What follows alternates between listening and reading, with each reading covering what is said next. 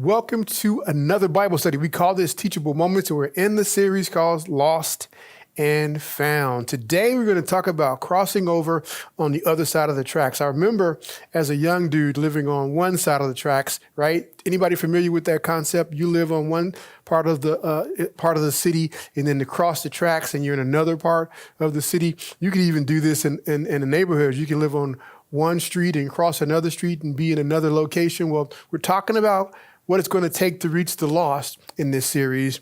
And every now and again, you're not going to be able to reach them on your side of the street or your side of the track. You're going to have to cross over. Let's jump in. John chapter 4, verse 35. Look at the Message version tonight to kick us off.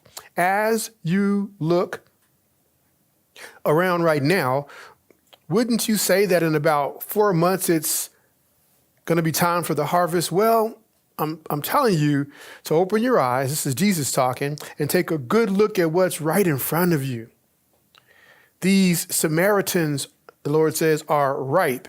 It is harvest time. Today's message, today's Bible study is entitled Crossing the Other Side of the Tracks. Now,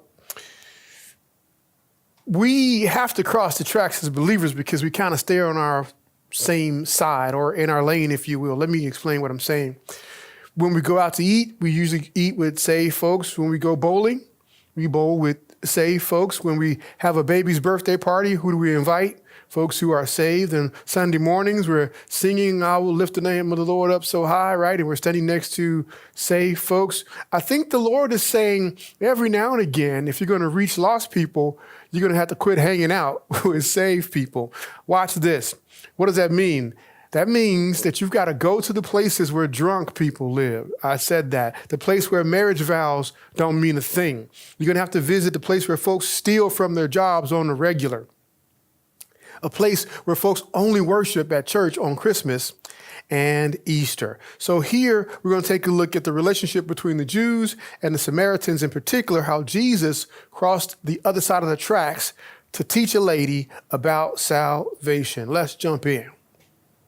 Now, crossing over to the other side of the tracks allows you to do a couple of things. First, it allows you to touch folks that other folks won't touch, right? When you cross over on the other side of the tracks, you're allowed to touch folks who other folks won't touch. I want to show you John chapter 4, verse 27.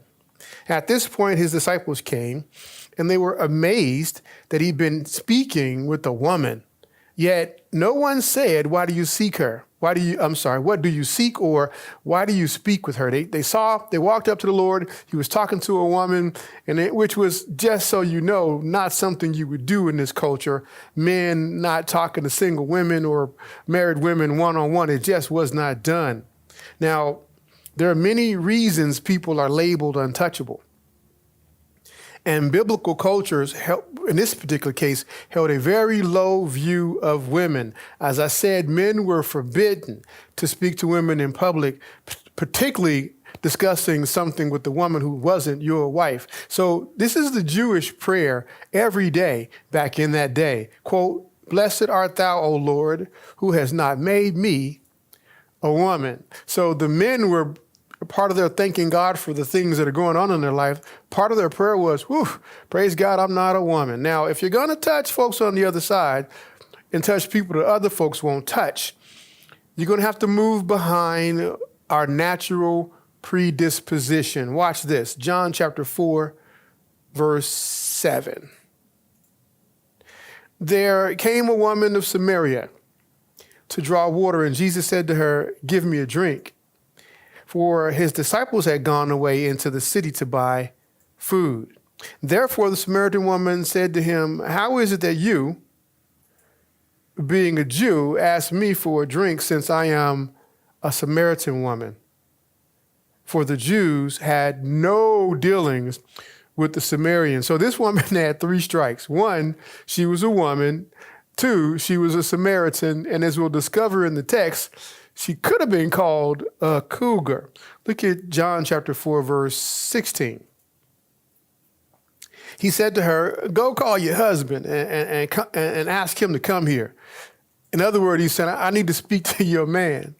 Verse 17. The woman answered and said, I have no husband. And Jesus said to her, you have correctly said, I have no husband. Now, Jesus took the narrative that he was given on the other side of the tracks and used it as an opportunity to change an ordinary conversation into an extraordinary conversation. He says in John chapter 4, verse 10, he says this, Jesus answered and said to her, if you knew the gift of God and who it is who says to you, give me a drink, you would have asked him and he would give you living water. So we see here, Jesus took the opportunity because he was willing to go on the other side of the tracks, Samaria in this case, to touch somebody that other folks wouldn't touch. Again, this woman was untouchable in a couple of ways because she was kind of a cougar. She'd had 5 husbands or 4, and Jesus reminded her that the guy you're with now, he's not even your husband. Folks weren't talking to her. Now, there was a reason that she was at the well by herself. She was a pariah. Right? Nobody wanted to deal with her. She was that girl. She was that woman who had all these men in her life. And so then she was a loose woman. And Jesus then is having a conversation with a loose woman. You know why? Because he was willing to go to the other side of the tracks. So then if you're going to be willing to go on the other side of the tracks, there's a bonus. You'll be allowed to offer transformation, secondly, instead of condemnation. Now, I got to go here. Come on, believers, loosen up just a little bit. You know, there is no capacity for transformation if all you offer people is condemnation. Listen, I say this all the time. Most folks aren't confused about the fact that they could die and go to hell. And then it's our task then as believers to not just come in with the condemnation, coming in hot, but to talk to them about transformation. Check this verse out. John 4:28. The woman took a hint and left. Now, men were uncomfortable with her talking to Jesus. This was after the disciples showed up, so she kind of left. Verse 29, the Message Bible says this, come see a man who knew all the things that I did, who knows me inside and out. Do you think this could be the Messiah? Verse 30, and they went out to see for themselves. So we kind of jumped a little bit. So Jesus was talking to the woman and they got into this discussion about husbands and the drink of water and the Jews not hanging out with the Samaritans. And then, so the disciples showed up and pretty much said, go somewhere, girl. The Lord is here. You need to move it. And so she left, but she didn't leave empty handed. She left with the conversation that Jesus, who dared to go on the other side of the tracks, had shared with her. Now, transformation, watch this, introduces life. Condemnation, on the other hand, introduces death. Now, Jesus could have said, you know, little girl, you out here with all these men, whatever. Jesus said, let's talk about the living water. Let's not focus completely on the fact that you're out there with all these guys in your life. Verse 10, he offered her the living water. And in verse 28, he says, put down the old water jar and fill it because it's got dead water in it. Now, people already understand the gap. What am I saying here? People know that there's a gap between them and their relationship with the Lord. What they don't know is how to close the gap. And so then we cross over on the other side without condemnation because we're trying to help them to find a way to transformation. Now, the word transformation says a couple of things. It says God sees everything, the good, the bad, and the ugly. It also says God knows the stuff that you meant to do, and he knows the stuff that you didn't mean to do. Transformation also says God understands. I want to show you verse 29. Watch this. Chapter 4. Come see a man who told me, look at this, everything I've ever did. Now, this is interesting. He knew everything she'd ever did. With all the guys in her life, with all the stories she's told, with all the lies she's told, with all the places she shouldn't have been, et cetera, et cetera. Yet, he offered her a chance to receive living water. He didn't stop at condemnation. He says, yeah, I know what your life is like, but we're not talking about that. Anybody know what I'm talking about? The Lord doesn't spend his time condemning you. He spends most of his time trying to transform you. Now, watch this. She said, this is a different approach that a man has never approached me like this before. I'm used to guys hitting on me. This guy said, listen, I can give you living water. And then she said, could this be the Christ? He's so different. There's something special about him. Now, you and I got to tell him that we serve a God who knows everything about us and loves us anyway. I don't know why we're so ashamed to give our testimony about our past. I'm a little too transparent with what God has done in my life, but it's a tool. When you said, this is where I was, here's where I'm headed, here's where I want to be. But God has been with me and he loves me enough not to condemn me, but to walk me through a transformation. Deep down inside, I'm going to go out on the edge, on the limb and say this. Every man, every woman, every child knows they're not right.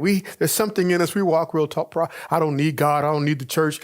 Those quiet moments, you're like, man, I need something. What? Something's not right with me. And so everybody longs for the opportunity to get right.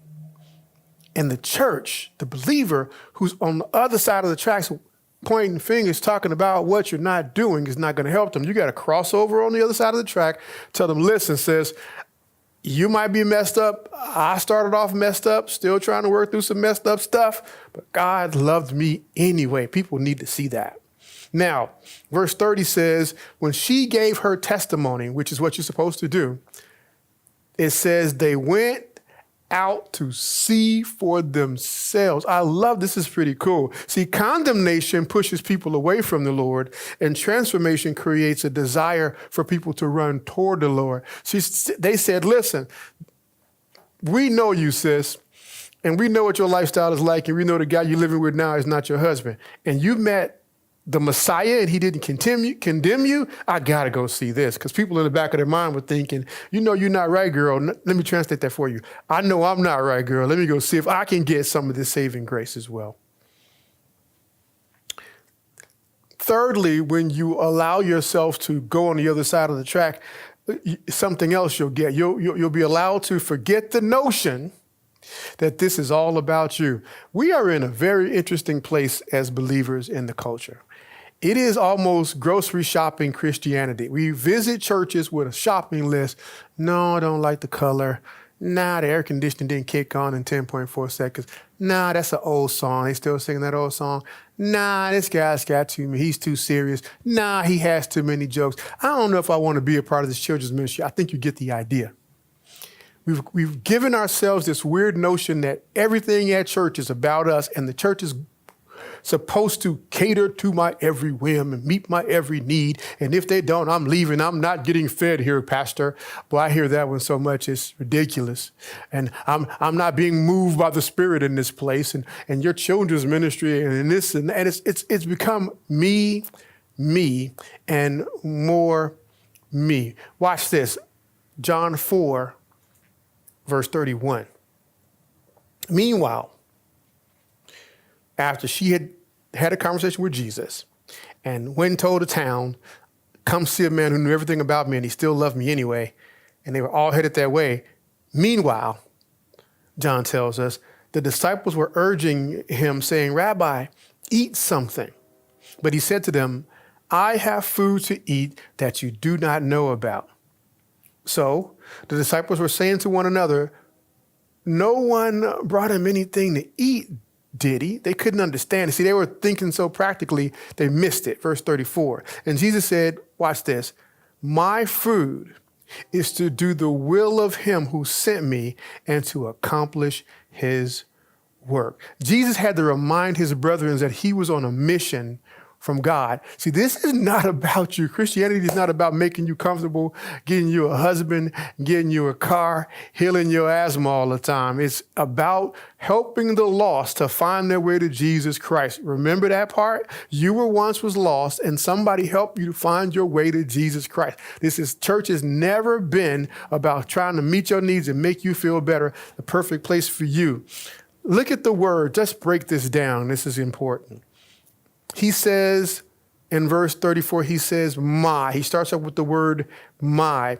This is an implication of ownership. Remember, sharing your faith is a personal mission. You got to start with it. It's not about you when you say my, but you're saying, listen, let me tell you what the Lord has done for me. Then he said, my food. Now, this is the word brosis, and it means sustenance. Just a reminder, sharing your faith is a sustaining mission. It's crazy. The more you share your faith with people, the more you're fed by the word yourself. When it's not about you, you remember, man, the Lord's been sustaining me this whole time. He goes on to say, my food, watch these 3 words, is to do. Here in the original language, it speaks of any external act as manifested in the production of something tangible. So Jesus says here, I own this thing, this relationship with God, and he is my food. And so because he's feeding me, I got to do something. So that reminds us that sharing your faith is an engaging mission. Then he goes on, he says, my food is to do, watch this, the will of him who sent me. It's not about what we want. It's about what he wants. He says, my task is not to find the church with the perfect worship team, the perfect pastor, the perfect children's ministry, the perfect singles ministry. He says, no, my will is to do my task is, my food is to do the will of him who sent me. Sharing your faith then is an obedient mission. When it's not about you, it's easy to be more obedient. Then he says, my food is to do the will of him who sent me, last phrase, and to finish his work. That tells us that this is an ongoing mission. So Jesus said, listen to me, this ain't about you. This is about you feeding off of the Father and using what you gain, that sustenance, to feed somebody else. When all you're concerned about is whether they sang your song this week, or whether the guest preacher is preaching and your real pastor's, quote, not preaching, you forget that it's not about you. Jesus reminds us with the woman at the well, we got a job to do. We need to sit at his feet and eat. And then we need to take some of that food and share it with somebody else. I want to show you Jesus, the ultimate verse. This is not about you. Verse 4 of John 17. John 17:4. I have brought you glory on earth. How? By finding a perfect church and making sure they sing my song every Sunday. No, by finishing the work you gave me to do. Now listen, we're just at the first half of this particular message. You're going to finish this thing next week. But I think it's important that you understand something. If you're going to reach the lost, and we'll continue this next week, you're going to have to find a way in your heart to go to the other side of the tracks. There are people that hadn't been touched by anybody, and it's your job to touch them. We learned today that we don't want to condemn them. We want to help transform them. We also learned today that this ain't about you. Come back next week, and I guarantee you'll be surprised at just how much room there is for us to grow in this particular area. Are you enjoying Teachable Moments? I pray that you are.